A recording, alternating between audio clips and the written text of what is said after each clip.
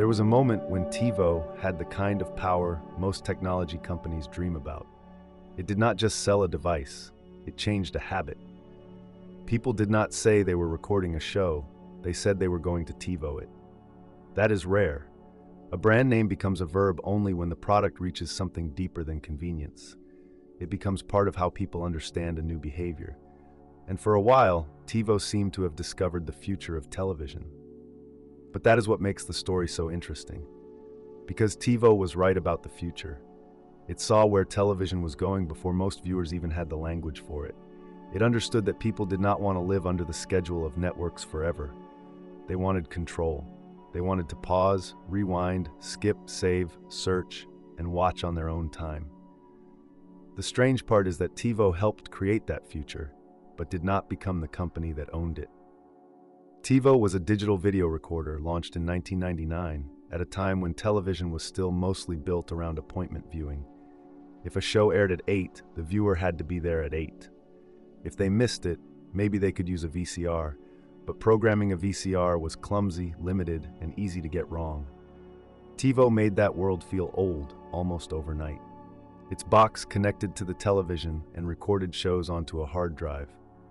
But the real product was not just storage. The real product was control.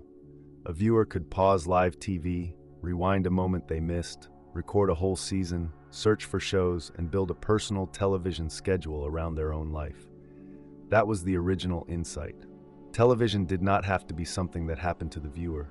It could be something the viewer controlled. This was a powerful idea because TiVo solved a problem that millions of people already felt, even if they had accepted it as normal. Families planned around TV schedules. Workers missed episodes. Viewers sat through commercials because there was no easy alternative. The television industry was still organized around scarcity. Certain shows at certain times on certain channels. TiVo attacked that scarcity with simplicity. The product was not the cheapest way to record TV. It was not just a box for tech enthusiasts. Its advantage was that it made a complicated behavior feel easy. You did not need to understand hardware. You did not need to manage tapes. You did not need to think like an engineer. You used the guide, selected what you wanted, and TiVo remembered. That user experience mattered. In consumer technology, the invention is not always the hard part. The hard part is making the invention feel natural. TiVo did that. It took digital recording and turned it into a friendly living room behavior. The remote, the interface, the recommendations, the idea of automatically recording shows you liked, all of it made the television feel less like a broadcast machine and more like a personal assistant. From the outside, this looked like the beginning of a massive consumer empire. The business model had two sides. TiVo sold the hardware, and then it charged for the service that made the box useful. That service powered the program guide, search, recording features, and the ongoing intelligence of the product. In theory, this was attractive. Hardware could create the installed base, and service fees could create recurring revenue. To leadership, the logic made sense. If the company could get enough boxes into homes, TiVo would not just sell electronics. It would own an ongoing relationship with the viewer. Every month, the customer would pay for the experience. Every day, the customer would interact with TiVo's interface. Every show recorded would make the product feel more essential, and the market could see the possibility.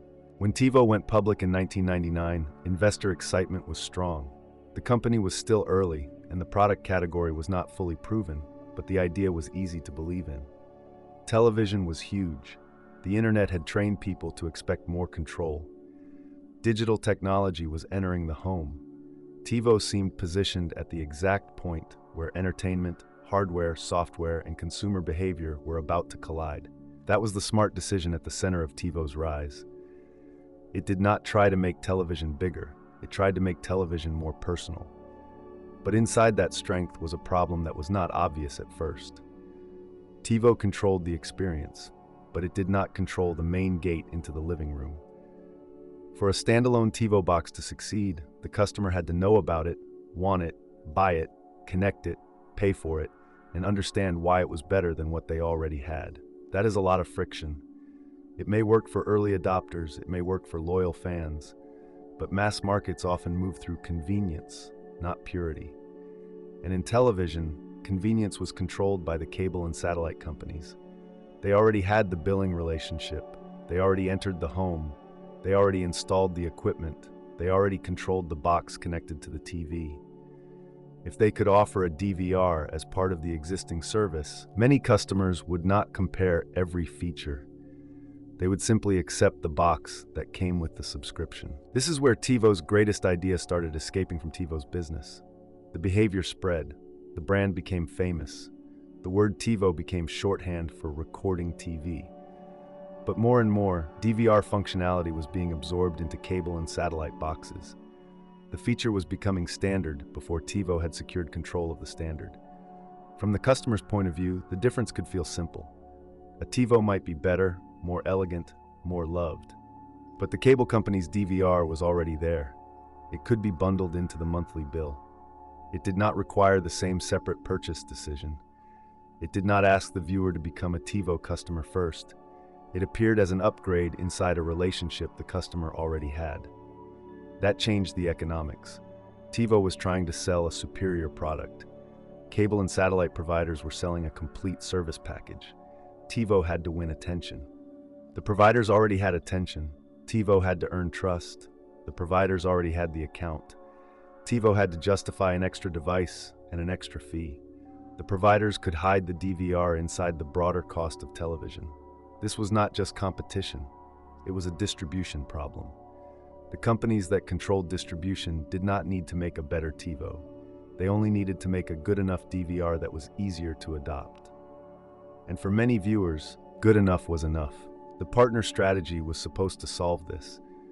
If TiVo could get its software and service inside the boxes of major providers, it could ride the same distribution channels that threatened it.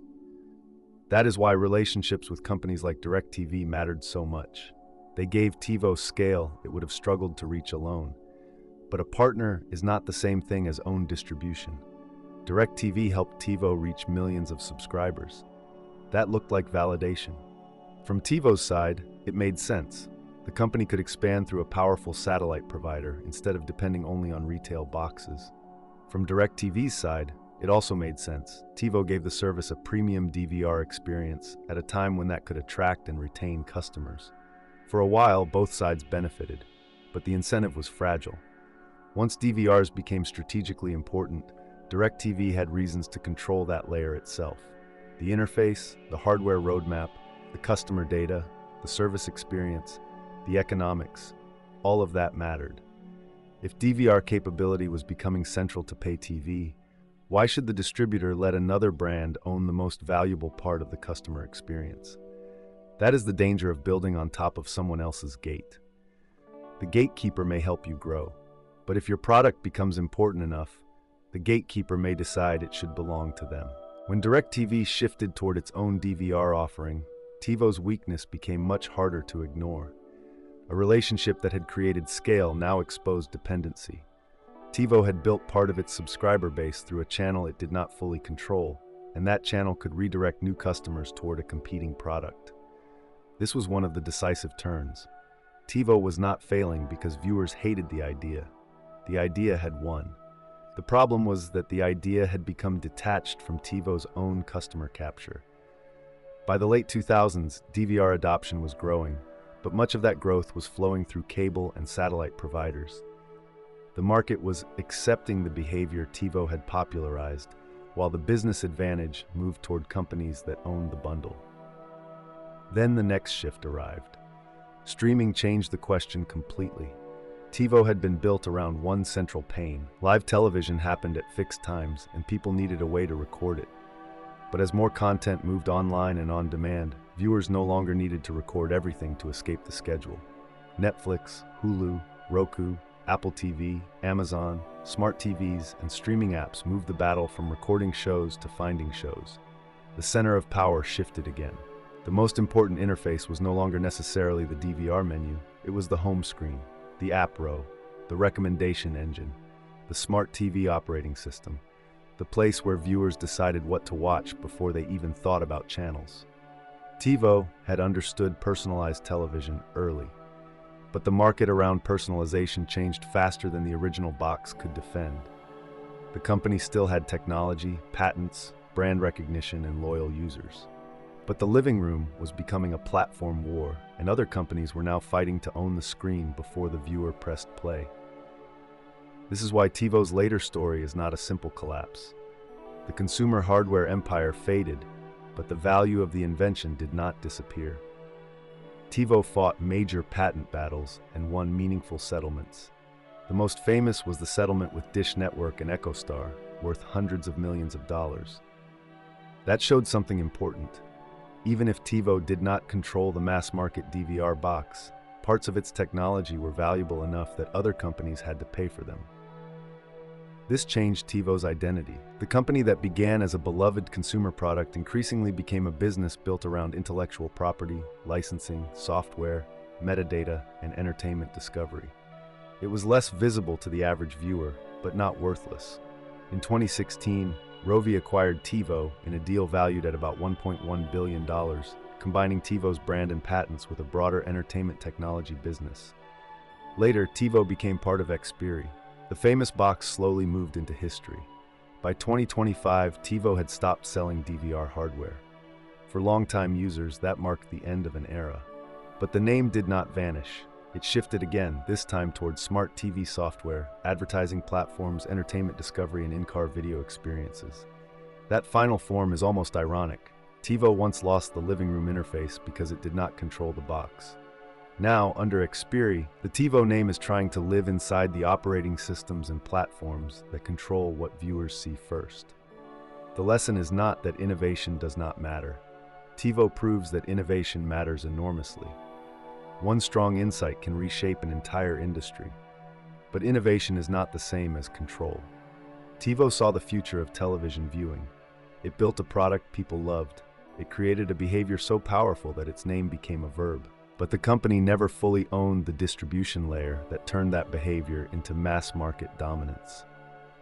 That is the business mechanism at the heart of TiVo. Sometimes the company that invents the future is not the company that captures it, because in platform markets, the best experience can lose to the easiest path.